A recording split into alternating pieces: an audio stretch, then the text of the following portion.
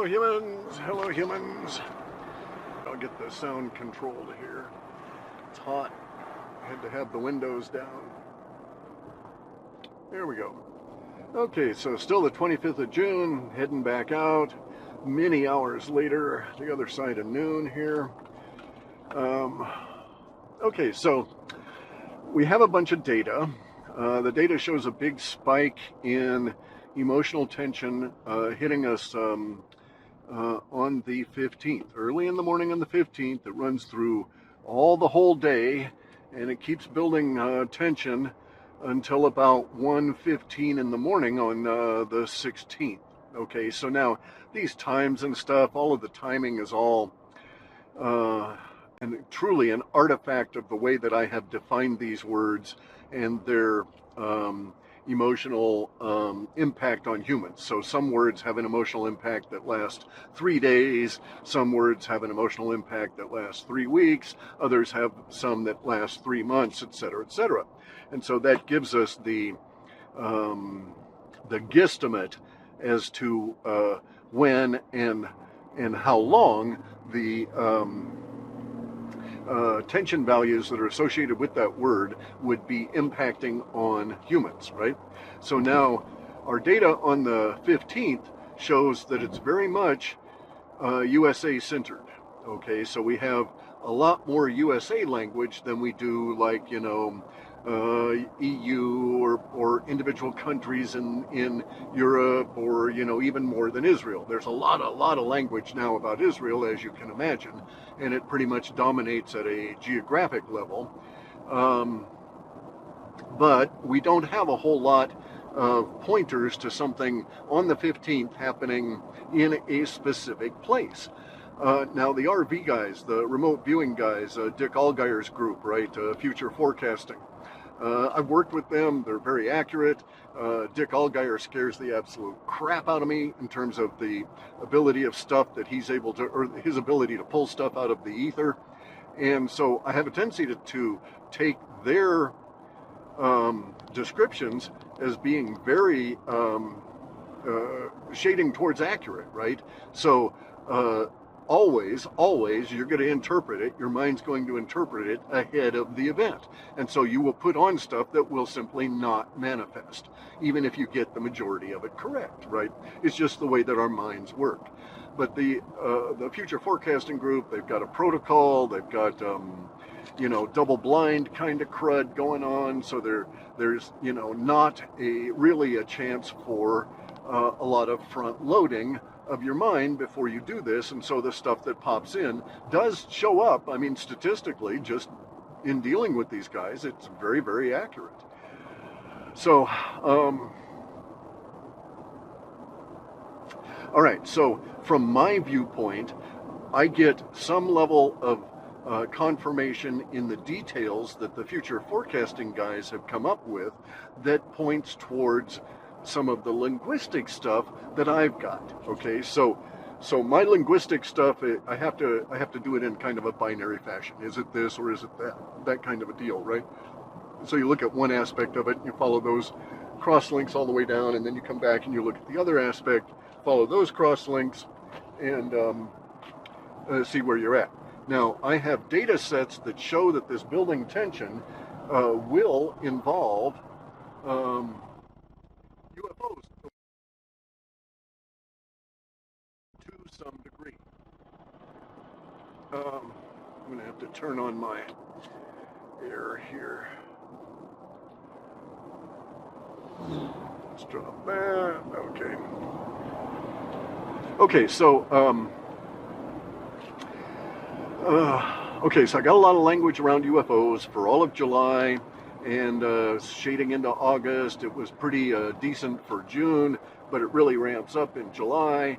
There is some suggestion in the data sets that what we're looking at for the event in July will have a UFO component, but there's this weird part of it, okay? The event that it's showing up in July has a bunch of sets that are associated with it about a questioning, okay? Not a debate, debating has a judge and rules and all of that, right? And what we're getting into is not an argument. It's not being defined that way, but we could look at it as a questioning, okay, a questioning of what had happened. So this is a way that it lays out in the data, that there is an event, some kind of a weirdness that occurs on the 15th. Now, my data sets are pegging it for the 15th. Could be on the 10th, could be on the 18th, right? The data sets themselves, the centric nature of the time being on the 15th is not an absolute. The relationship between what happens on the 15th and what happens on the 16th is very solid.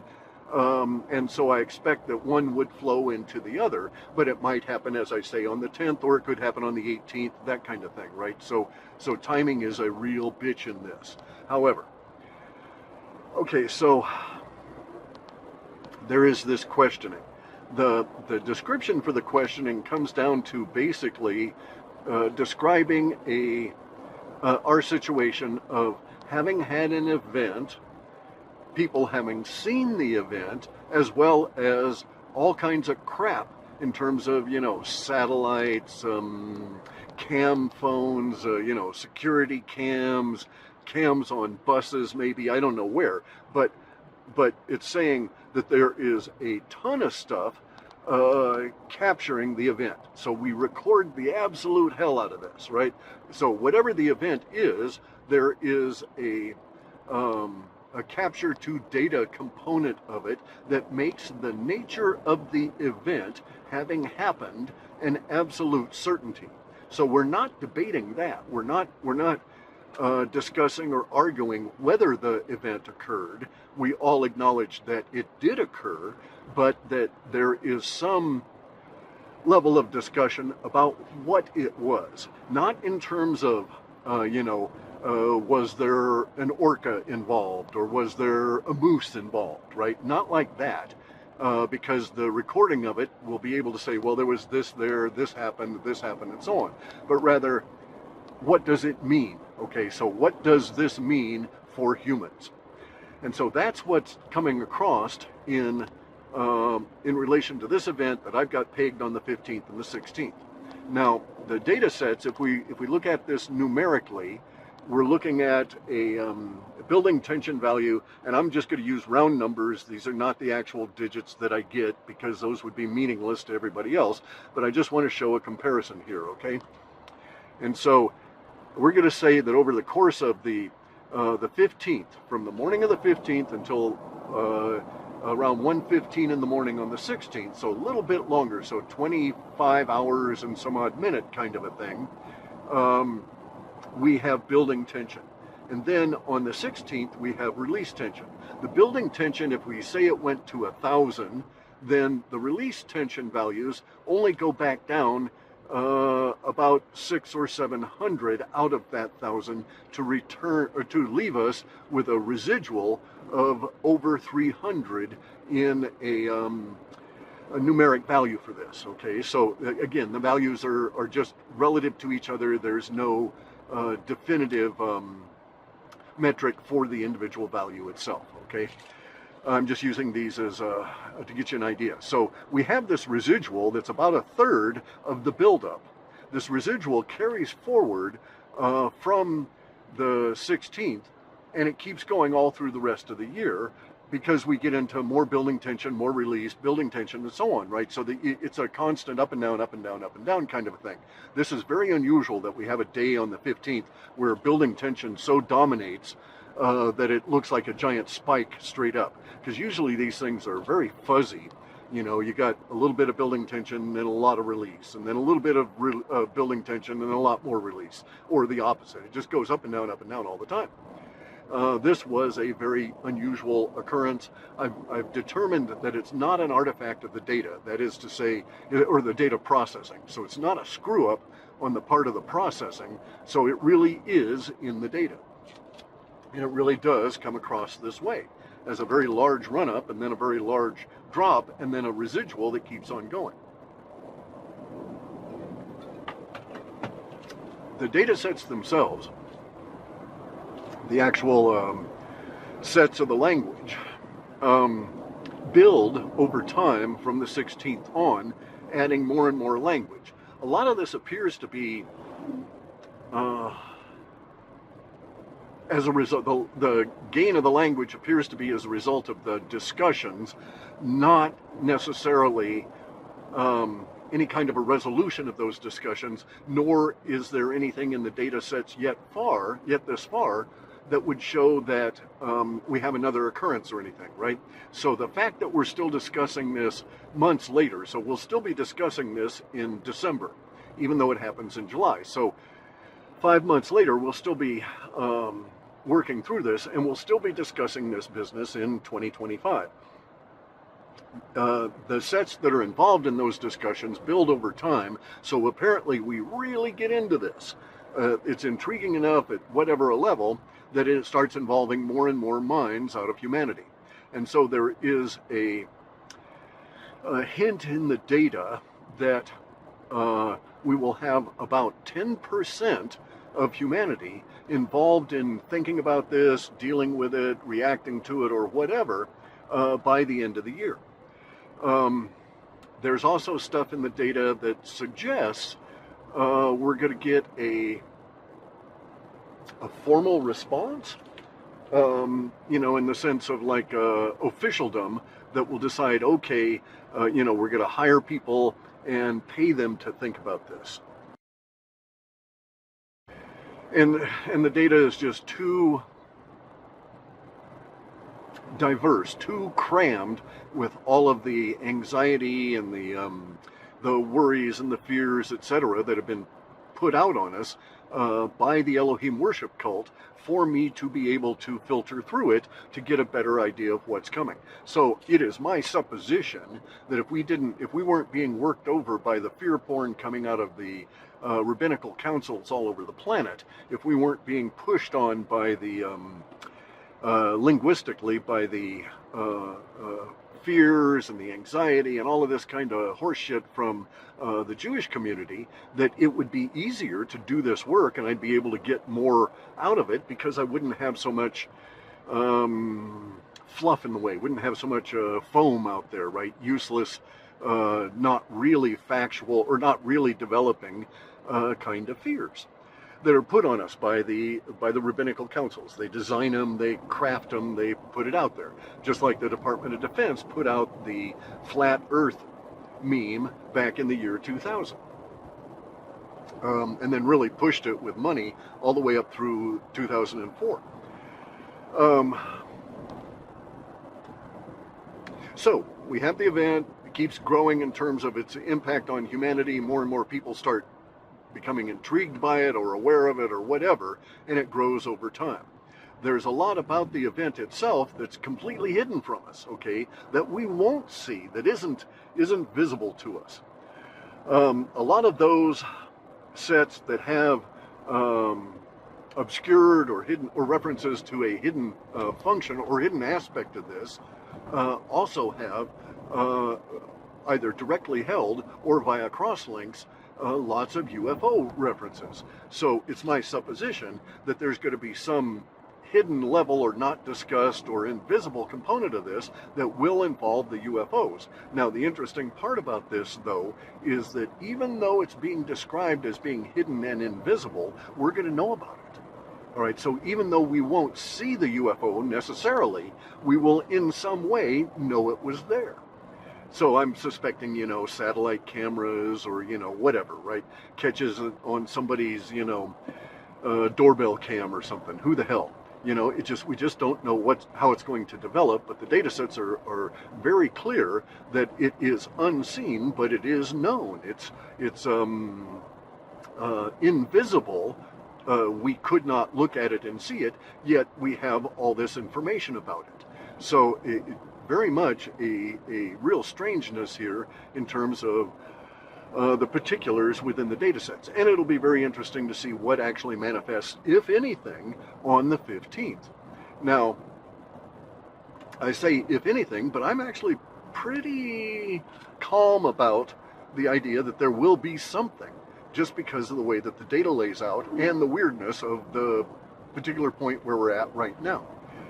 You know, Julian Assange being released is going to whip up all kinds of stuff that'll build over the course of the month, and you know, and we've got all this other bullshit going, and you know, the degradation of the money and the degradation of the Biden regime, and so on and so on. So it will be an event-filled time. This much is pretty certain. The data is just pointing to an event that is, at this stage anyway, while the event itself is predictable, the component, the aspects, the attributes of it are not. You know, we just know approximately when it'll appear and approximately the emotional impact value it will have and the duration from that, and then quite literally tens of thousands of words about what may be involved in the event. So, so it's really a strange fucking time, guys. If I had any more information about what might occur, I'd let you know. So the remote viewing guys show some kind of an object falling. Maybe it's a missile or a rocket. So maybe it's like, you know, a SpaceX rocket breaks up and you know, falls down and hits a McDonald's in Florida or something. All right, so they're showing a crash, you know, smoke coming up, the silhouette of a city, and so on. And I suspect that those things actually will manifest, and we'll get a good visual that looks just like that because of the nature of the skills of the RV group, right? And so I do suspect that there will be an event, and it will be at least spectacular enough to get our attention at the time that it occurs, or very shortly thereafter.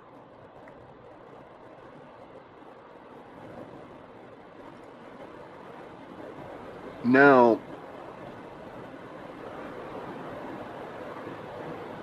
I got another damn detour. You know, it's a 70-mile trip, and I don't need to add another 30 miles because of their damn detours, right? Just because they're taking culverts up so that, you know, orca can swim inland and eat salmon.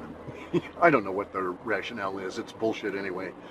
Put on them by the Elohim worship cult and their insistence that we have climate and ecological crises.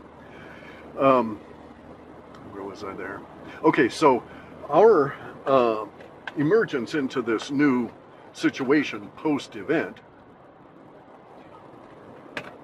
is a lot more described in terms of the emotional impacts than I get around the event itself. So that is also a little bit atypical in terms of the way that the programming usually rolls out the data for me.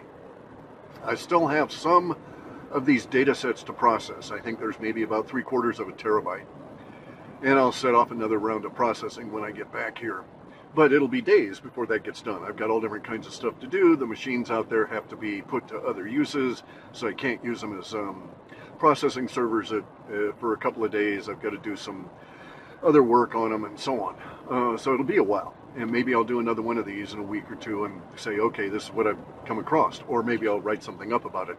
I don't expect that it'll change much. There may be some level of clarification in some of the data sets, but even that, it's you know, I'm not expecting that. So it's just the state of where we're at here. The further we get into the data processing without major alterations, the more it has a tendency to just keep piling on, so to speak. All right, so there's that. Now, given the nature of what the RV guys have come up with, it seems less likely that we're dealing with a strictly financial event, okay, on the 15th and the 16th. Because the Dick Allgire's group are, you know, showing this missile or whatever falling down, some explosion, big smoke and that kind of stuff rolling over the city, you know, mile-long column of smoke in the air, that sort of a thing, right? And of course, they don't have a geographic location for it either. So that part didn't aid us anything in that regard. But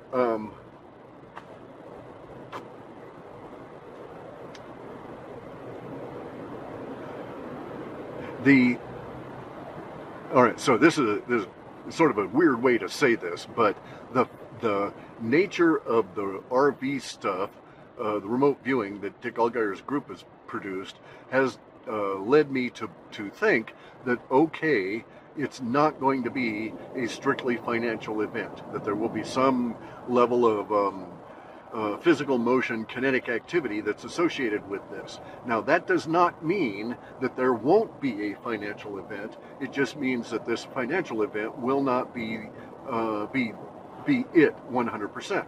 It won't be the end all and be all of this particular building tension. And this is reasonable for me. Okay, so this makes sense to me because financial stuff, no matter how fast it happens, is not going to have the same emotional impact that we have with something that's kinetic, like, you know, a missile falling or, you know, a rocket coming out of the sky, something like that. That's going to cause all kinds of emotional impact that you're just not going to get with the financial stuff.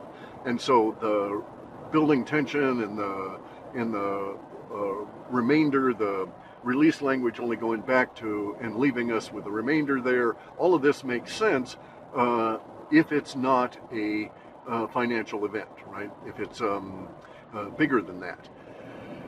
And so that has a tendency to reinforce the fact that the RV guys got the signs of a kinetic activity, has a tendency to reinforce in my mind that we're not dealing with a strictly financial event, although there are all kinds of sets about a very terrible financial or a series of financial events between now and then. That was another aspect of this. Crud. Pilot cars, you know, road closed up here, all of that kind of stuff. Lots of traffic too, tourists everywhere. Okay, so if we had had a strictly financial event, we would not have had the building tension nor the release in this manner, in the way that we've got it at the moment. And so I suspect that the kinetic event is going to propel that, but that it's going to overlay or drape over, perhaps even pause everybody's anxiety about the financial crap. So we have a big financial crash, or there's a, you know, I'm expecting a stock market absolute puke out. And it's going to hit bonds, it's going to hit all the 401ks are going to take a giant hit, all of this kind of shit, right? Because the money management is just going to go bluey. The guys that are managing the currency are just not able to maintain anything going forward. And we're going to see a lot of these activities over June in the first part of July. This was another thing that made me think that whatever happens on the 15th is not financial, because we'd had a bunch of financial stuff show up indicating it's going to appear earlier in the month. And then that's really about it, I think. That's about all I can say about the event on the 15th and the release on the 16th.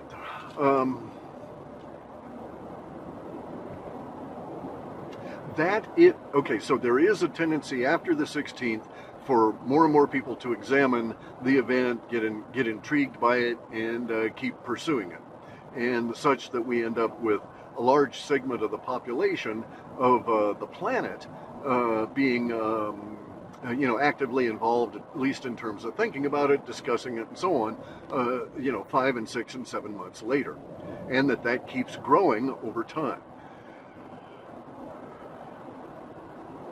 Again, not, the financial stuff will do that, but at one point, once the dollar reaches a certain threshold, I would say that it'd be much more likely that a third of humanity would be aware of what's going on, right? That it would impact a third of humanity when the dollar dies, like right away that day kind of a thing, right? As opposed to this, a tenth of humanity being whipped up about this particular event. Again, whatever the nature of it. I think that's about it, guys. I think that's about as much as I've got. I provide further details in terms of the language as I get into it. I don't think it's going to be particularly meaningful or give us any kind of a different view in terms of a heads up or any actionable language. So we're just going to basically have to go through these next couple of weeks of political and financial uproar and chaos and so on. Because bear in mind, the Julian Assange stuff will impact banks, right? It'll do so because of the showing how dirty all of the bank owners and the Federal Reserve and all of that, how dirty all of that is, and that's going to also muddy up everybody's feelings and emotions about the money as it is dying.